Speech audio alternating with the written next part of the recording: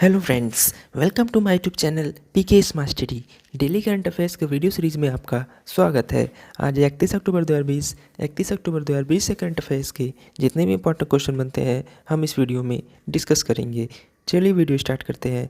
आज का पहला इंपॉर्टेंट क्वेश्चन है, विश्व स्ट्रोक दिवस हाल ही में कब मनाया गया?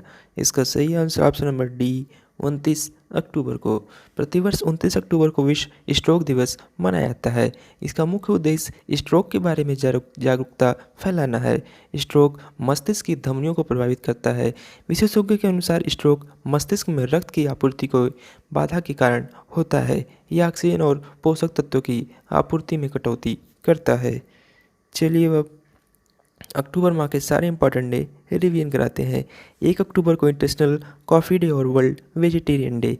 2 अक्टूबर को गांधी जयंती और international day of non violence. 4 अक्टूबर को वर्ल्ड एनिमल वेलफेयर डे। 5 अक्टूबर को वर्ल्ड टीचर्स डे और वर्ल्ड हाउसिंग डे।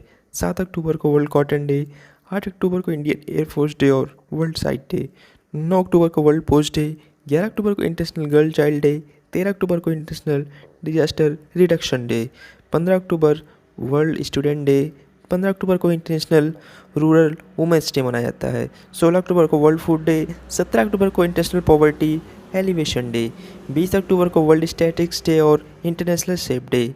बात करें 21 अक्टूबर के तो पुलिस मेमोरियल डे और वर्ल्ड आयोडीन डिफिशियंसी डे। 23 अक्टूबर को वर्ल्ड स्नो लेपर्ड डे। 24 अक्टूबर को वर्ल्ड डेवलपमेंट इंफॉर्मेशन डे और यूनाइटेड नेशंस डे।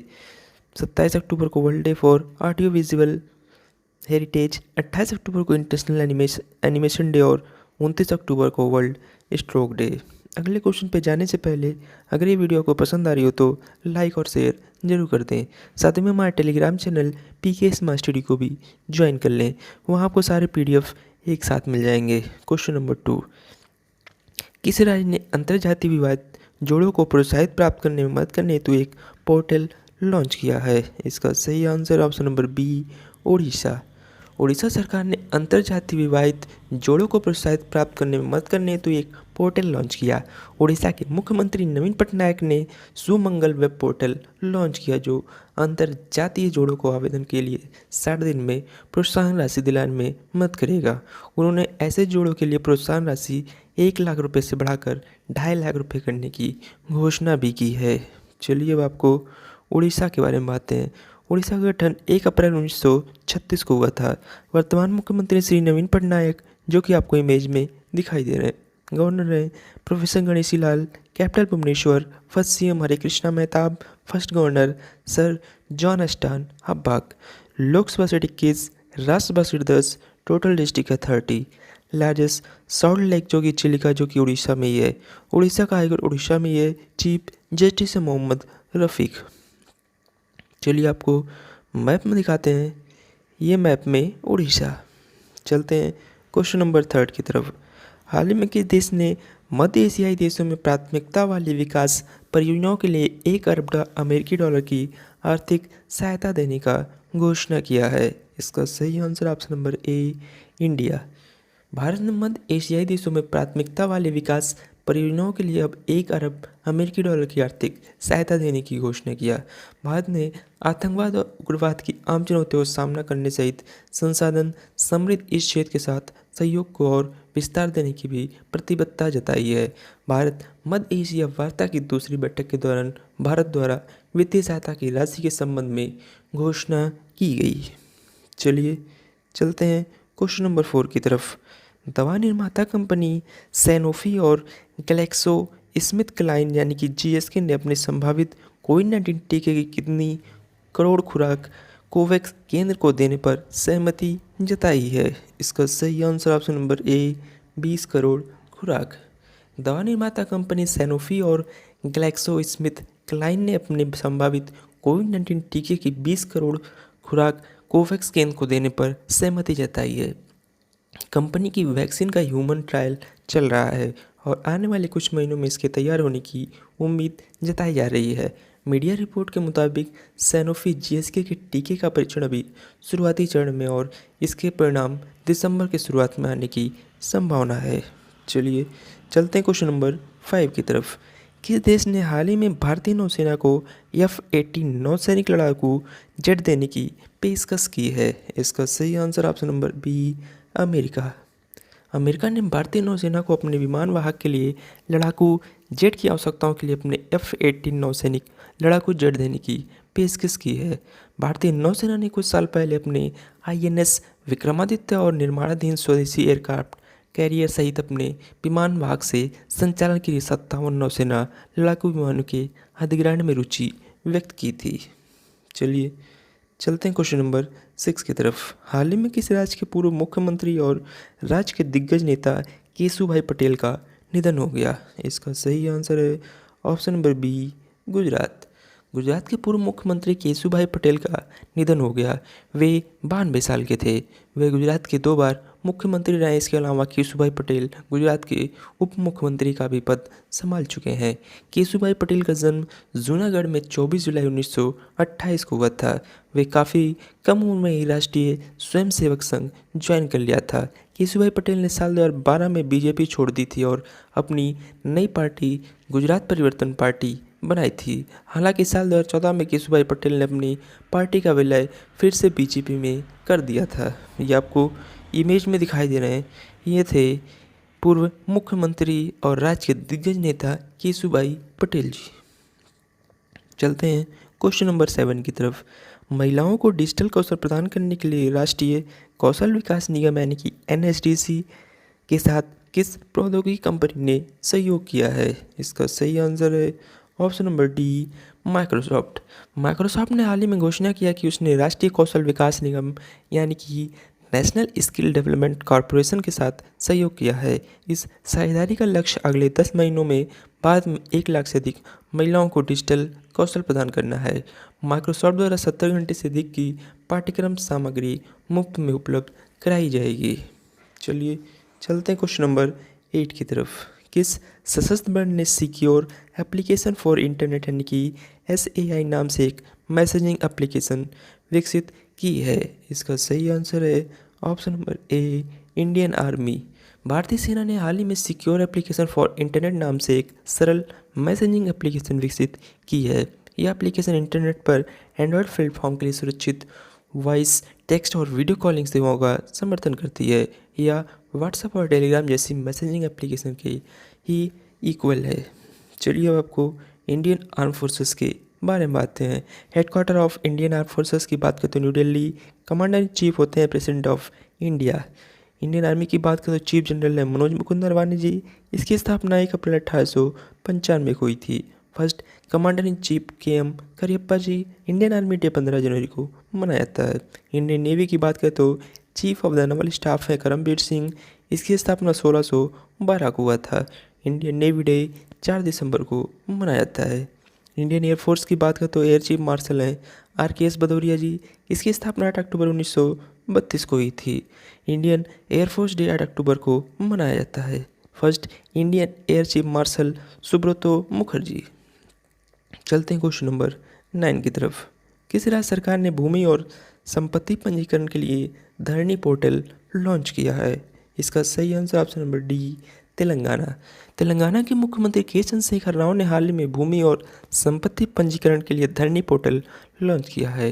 तेलंगाना भूमि पंजीकरण के लिए सूचना प्रौद्योगिकी सेवाओं का उपयोग करने वाला पहला राज्य है। संपत्ति के विवरण जो पोर्टल पर अपलोड नहीं किए गए हैं उन्हें अवैध माना जाएगा और आगे के पंजीकरण के लिए अनुमति नहीं दी जाएगी। चलिए चलते हैं अब आपको तेलंगाना के बारे में बातें हैं। तेलंगाना का गठन 2 जून 2014 को हुआ था। वर्तमान मुख्यमंत्री हैं के चंद्रशेखर राव जो कि आपको इमेज में दिखाई दे रहे हैं। Governor doctor Tamilisai Soundararajan. Capital Hyderabad. Lok Sabha seat 17, Rajya Sabha seat 7, total district है 31। ब्रांड एम्बेसडर स्थानीय एजेंट महेश बाबू। तेलंगाना का हाईकोर्ट तेलंगाना में ही है। चीफ जस्टिस हैं राघवेंद्र सिंह चौहान जी।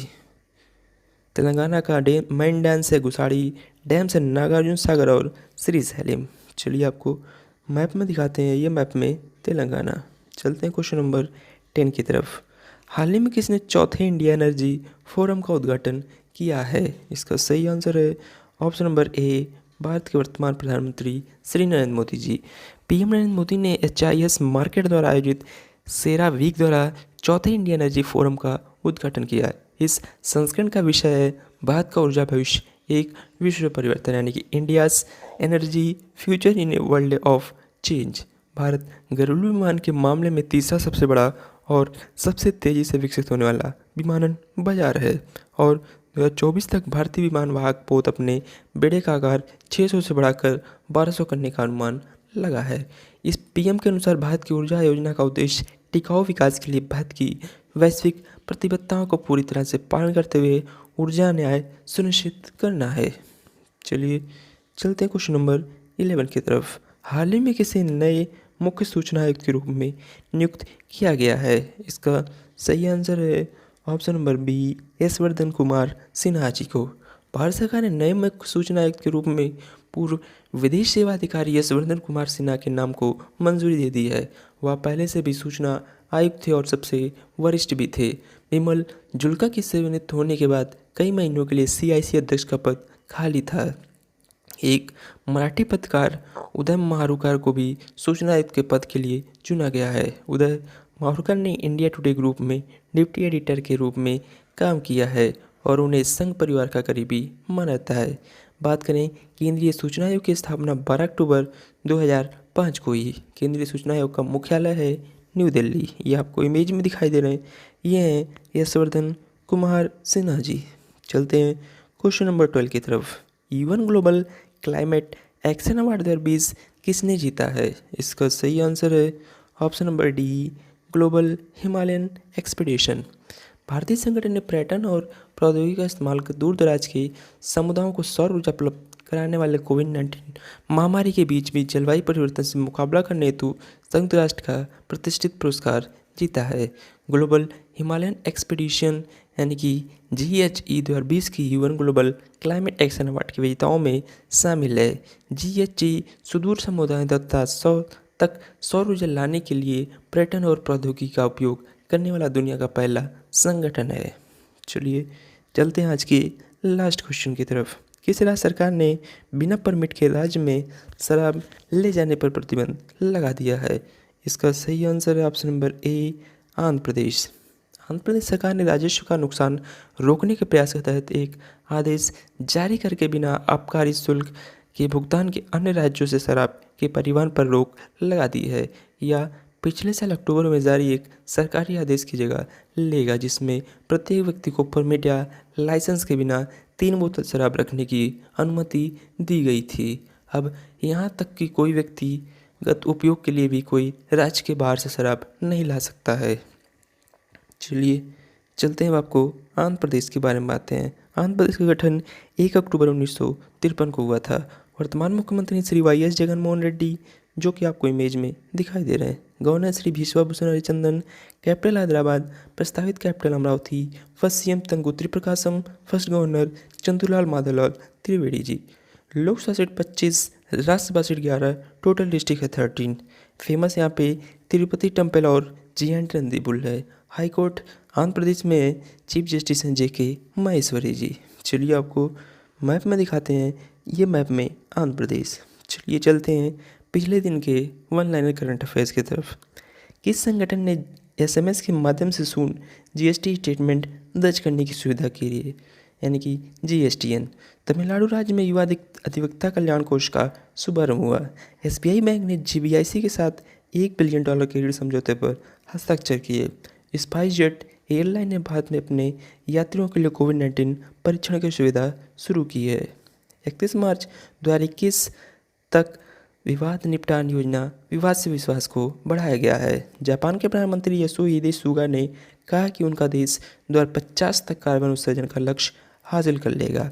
भारतीय और कनाडाई शोधकर्ताओं ने हिंदू घाटी सभ्यता में डेयरी उत्पादन के प्रमाण पाए हैं। मुंबई शहर की पुलिस ने 28 नवंबर तक ड्रोन उड़ाने पर प्रतिबंध लगा दिया है। चलिए चलते हैं आज की स्टैटिस्टिक्स के क्वेश्चन की तरफ। निम्नलिखित नगरों में से कौन सा एक भूमध्य रेखा के सर्वाधिक निकट है? इसका सही answer option number A, Singapore. Question number 2 है, एक देशांतर को पार करने में दूसरे स्थानों के स्थानीय समय के बीच क्या अंतर होता है? इसका सही answer option number C, 4 minute का अंतर। चलते हैं आंसर ऑफ यस्टरडे क्वेश्चन की तरफ। हाल ही में किस देश ने डॉक्टर हरिवंश राय बच्चन के नाम पर एक चौराहे का नाम रखा है? इसका सही answer option number A Poland. Question number 2 है, देश में एनीमिया मुक्त भारत सूचकांक में कौन सा राज्य शीर्ष पर रहा? इसका सही आंसर था ऑप्शन नंबर सी हरियाणा। चलिए चलते हैं क्वेश्चन ऑफ द डे की तरफ। किस राज्य के प्रत्येक जिले में मानव तस्करी विरोधी पुलिस स्टेशन बनेंगे? क्वेश्चन नंबर 2 है, किस सोशल मीडिया कंपनी की सार्वजनिक नीति मामलों की प्रमुख अंकी दास ने पद से इस्तीफा दे दिया? इन दोनों क्वेश्चंस का आंसर आपको कमेंट बॉक्स में कमेंट करके बताना है। ऐसे डेली करंट अफेयर्स की वीडियो के लिए आप अपने चैनल PK स्मार्ट को सब्सक्राइब करें। वीडियो पसंद आई हो तो लाइक और शेयर जरूर करें। Thank you.